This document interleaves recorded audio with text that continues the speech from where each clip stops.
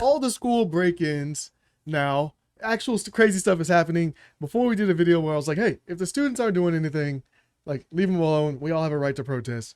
But now it seems like the Colombia students are just actually destroying shit. And some of them definitely need to be put away because they do. Like, now you're just breaking. I know you paid for the school. You paid for your tuition. Some of them aren't even students, by the way.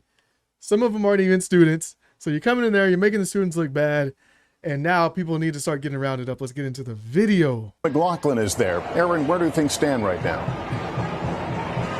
Lester, tonight the mayor of New York, pointing to external actors, is urging parents to call their children to get them to leave the campus immediately for their safety. Yeah, I'd be calling too. Like, hey, get my daughters, move them away. Because there's some bad actors there. They're making everybody look bad. As we said before in the last video, there's bad apples that make everybody look bad. You have like a couple students that are just destroying shit and then actually being threatening to the whole freaking area.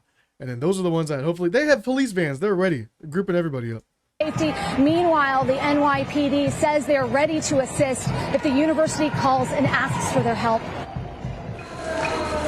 Tonight, tensions at Columbia University reaching a new high, with the school threatening expulsion after pro-Palestinian protesters stormed the historic Hamilton Hall overnight, renaming the building Hins Hall after a 6-year-old. So I know they're trying to, the cause that they want it for, like the change that they want to happen. I can see it, but when you are destroying stuff in the name of the cause, it's the same thing with Black Lives Matters. Like, guys, we can't just be going out on the streets destroying stuff in the name of the cause, because then you're making the cause look bad and everybody shits on the cause at that point. So when you're on top of the building that you're destroying, your school, and you're waving the Palestinian flag, that everybody else in America is looking at that and like, dang, dude, that doesn't look good. You're kind of setting a bad precedent for the people. And I know you're trying to get a good message across, but it does not come across as a good message when you're destroying shit. You have to do it in a peaceful manner. Otherwise you look uncivilized as shit. Palestinian girl killed in Gaza. Student journalist Joseph Zuluaga was on the scene. I think when one of the protesters broke one of the windows, I think that's when it set in for all of us that history was really unfolding for our eyes. In a statement today, the university said, history is already unfolding because the news is everywhere across the country. You're already doing a good job establishing history. The war is there. But you don't need to be destroying stuff to get your message across. If you have to use violence to get your message across, your message isn't even getting across appropriately. It's like somebody's hacking in and destroying the damn computer and then blaming it on everybody. Like, the message isn't getting across appropriately. What is getting across is the violence, but the violence is getting across, you're pissing people off. And then that's when the cops are coming in and everybody's getting arrested. This is about responding to the actions of the protesters, not their cause. While the protesters pointed to the historic occupations of the hall and reiterated their key demand that the university divest from Israel, which Columbia said. So they're trying to be like, oh, the kids are being like, well, this happened before and it worked out decently well. So we're going to try this again. Doesn't matter if I get arrested. It happened in the past. We're just using history. The kids broke in and then made their stand in the past. So we're going to try it again and see if it works out any better. As it won't do. Physics student Charles Beck says he was pushed away when he tried to stop the protesters. I certainly was a little afraid, but you know, I also just felt like it was important that someone do something. I would not describe last night's protest as peaceful at all. Today, the student protesters fortifying their position inside the hall, hoisting supplies to the top. Oh my God. Columbia University has so far refrained from. They're essentially, guys, they're essentially taking the school hostage, bro. And there was one video that I saw where a kid was literally just trying to get to class, and there was a wall of other kids just like stopping him. Like that, when you're actually pushing other kids back, now you're you're directly interfering with other students that have paid to be, you know, at that location, getting their education. You're not like, you're hurting the school, but you're also hurting other people at that point. You got to be able to see both sides of it if you're going to sit here and protest, especially when you're destroying shit, especially when you're probably not even a student at the school.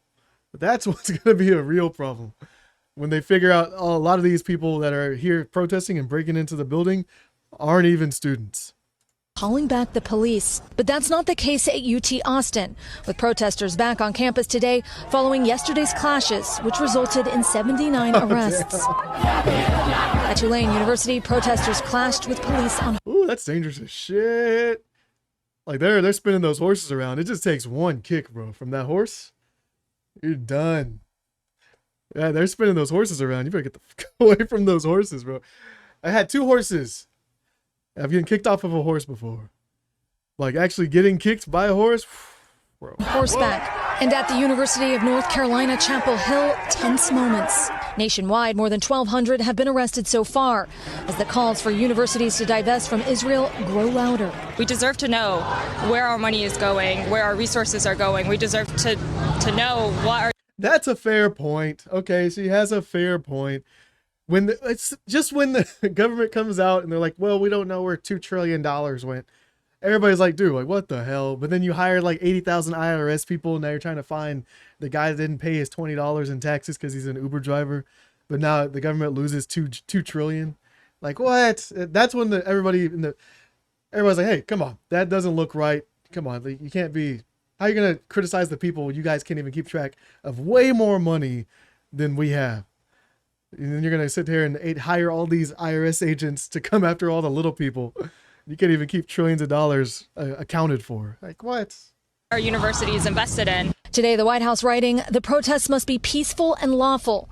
Forcibly taking over buildings is not peaceful. It is wrong. And if they don't, While House Speaker Mike Johnson called on campuses to crack down. That sounds like, so the White House is now getting involved. So it sounds like if you guys keep breaking shit, it's the National Guard is one call away. And you guys are in Texas.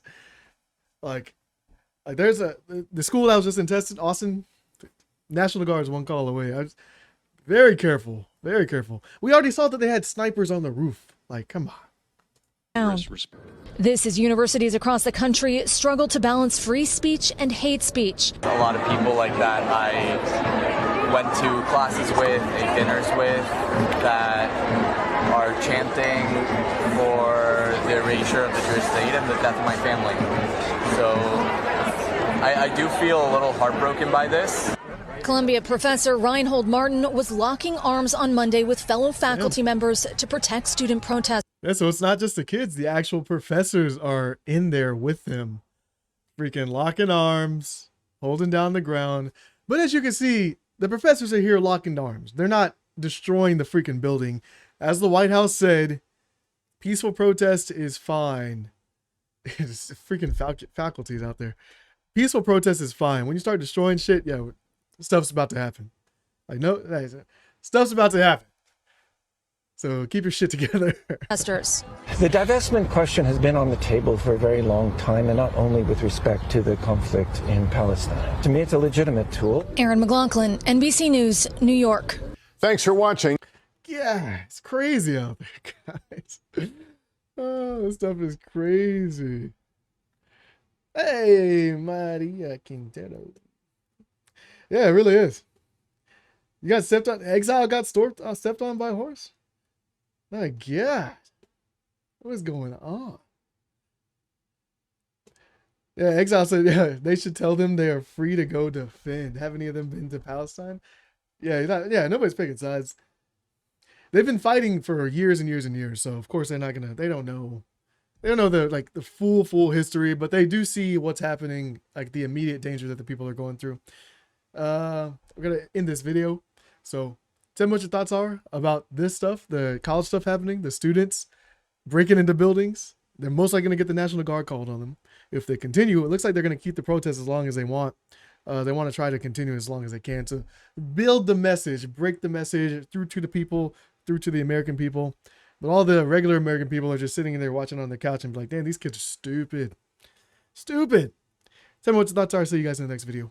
Peace.